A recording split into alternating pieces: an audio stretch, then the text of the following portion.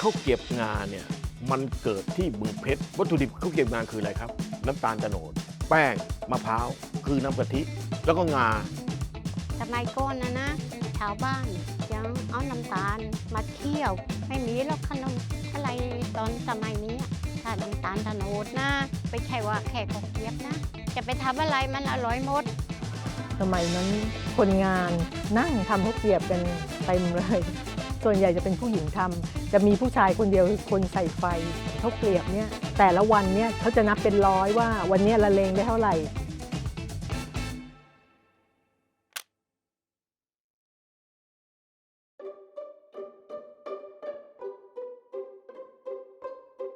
ข้าวเกรียบงาน้ำตาลโตนดเนี่ยสิ่งที่เราเลือกเนี่ยเป็นเรื่องวัตถุดิบเป็นหลักครับเพชรบุรีเองเนี่ยจะมีความโดดเด่นเรื่องน้ำตาลโตนดอยู่แล้วเนาะข้าวเกรียบงาน้ำตาลโตนดเนี่ยส่วนผสมสำคัญมันคือน้ำตาลโตนดแต่เรารู้สึกว่าในข้าวเกรียบงาน้ำตาลโตนดเนี่ยมันเล่าเรื่องเพชรบุรีมากกว่านั้นอีกมันเล่าเรื่องตัวข้าวด้วยซึ่งเพชรบุรีเนี่ยเป็นแหล่งปลูกข้าวที่ใหญ่เหมือนกันในประเทศไทยการผสมผสานวัตถุดิบเข้าเป็นของกินเล่นหนึ่งอย่างเนี่ยมันทำให้เราเห็นว่าคนเนี่ยอยู่กับระบบนิเวศแบบไหนเรื่องของเมนูนี้มันเห็นการเปลี่ยนแปลงของยุคสมัยเหมือนกันนะฮะกับเมนูอื่นๆเนาะเพราะว่าสิ่งที่มันกำลังจะหายไปแล้วคือความนิยมในการกินข้าวเกรียบงาครับ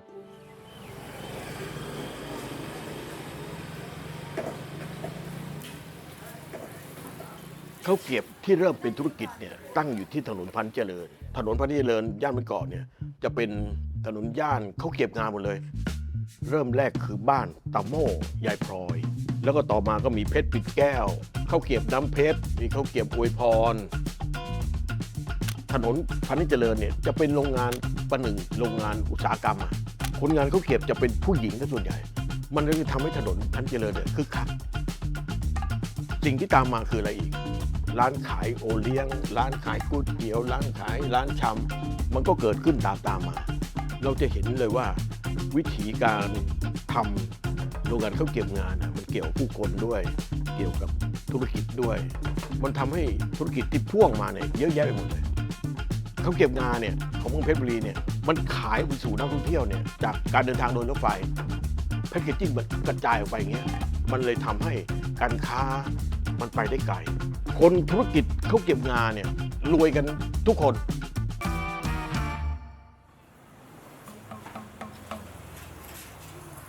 นี่ร้านข้าวเกรียบของคุณแตนร้านข้าวเกรียบน้ำเพชรตรงเนี้ยเหลือถนนพาณิชย์เจริญเนี่ยหรือเมืองเพชรบุรีเนี่ยเหลือที่นี่ที่เดียวนะเนี่ยมันฟุ้งฟิ้งมากที่เด็กๆในอดีตในยุคผมเด็กๆเนี่ยอยากกินมากเดี๋ยวจะพาไปดูร้านแรก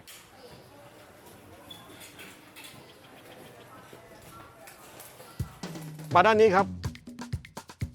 ร้านน้ำเพชร2เนี่ย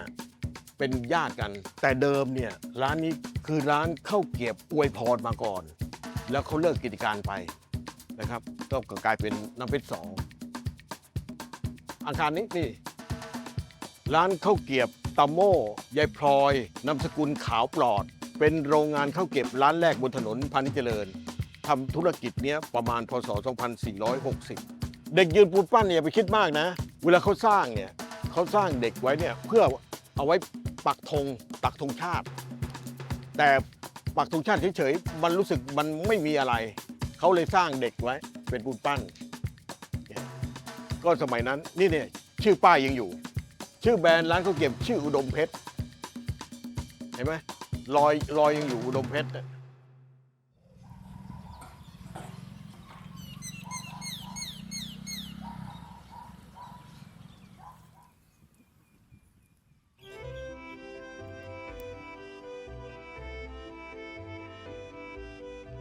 ตอนนี้ทำข้าวเกรียบงาน้ำตาลโตนดเอาไปขายถนนคนเดินแล้วก็บ้านหลองพดอุตสาหกิจชุมชน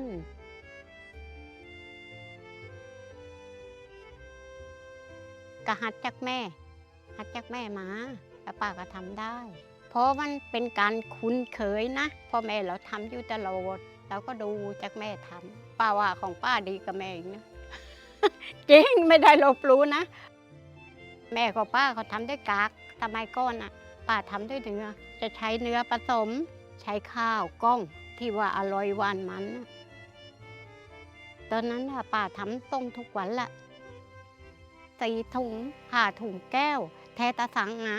แล้วก็มัด7 แผ่น50 มัดโอ้ยแค่นี้เองเท่าไหร่เลยหรอ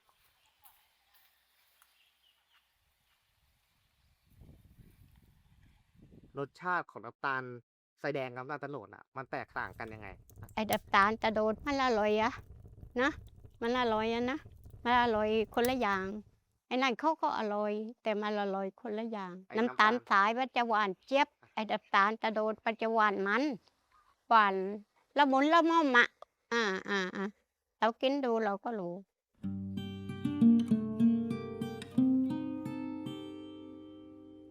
เมื่อก่อนทำงานแบงก์แล้วก็ออกมาช่วยแม่ ก็เลยตอนนี้ก็เลยมาทำแทนแม่พี่ร้านข้าวเกรียบน้ำเพชรเนี่ยค่ะ ก็ทำมา70 ปีแล้วมั้งจะมีแม่ค้างาน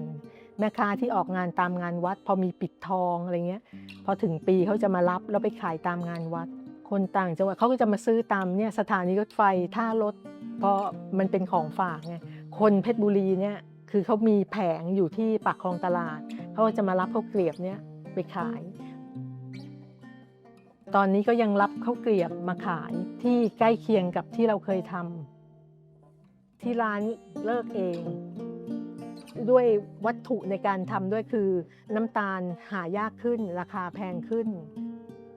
โรงข้าวเกรียบใช้เตาสติมมันเริ่มเก่าขึ้นน่ะมันก็เป็นผลอย่างหนึ่งอีกอย่างคือความนิยมในการทานน้อยลงคนรุ่นใหม่จะไม่ค่อยทานข้าวเกรียบกันตอนหลังเนี่ยเขาก็จะคิดว่าหม้อแกงเป็นของเพชรบุรีเขาจะเป็นซื้อหม้อแกงเป็นของฝากกันมากกว่าข้าวเกรียบแล้วคนก็จะลืมข้าวเกรียบกันไปก็เลยเลิกดีกว่า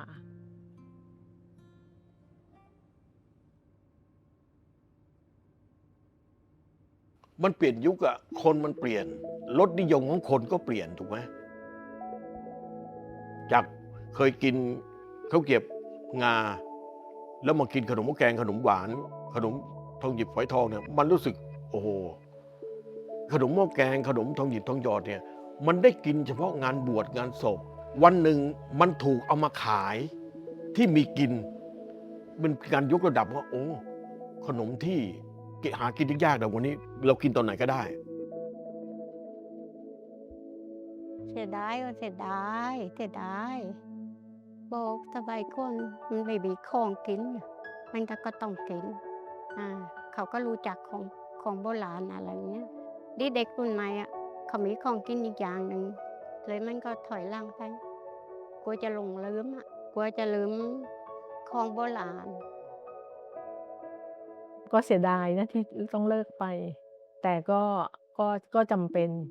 ก็จำเป็นจริงๆนะพี่ชายคนพอดีเขาเสียไปแล้วเขาอยากจะทำเขาอยากจะทำกลับมา แต่มันต้องใช้ปัจจัยหลายอย่างต้องคนงานมันเป็นงานใหญ่สำหรับการเริ่มต้นใหม่แล้วคนก็จะลืมเขาเก็บกันไป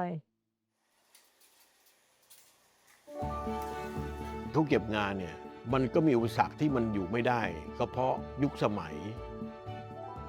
โลกมันเปลี่ยนไปเหมือนทุกอย่างมันถูกดิสรับไปแล้วสิ่งใหม่ก็เกิดขึ้นถูกไหม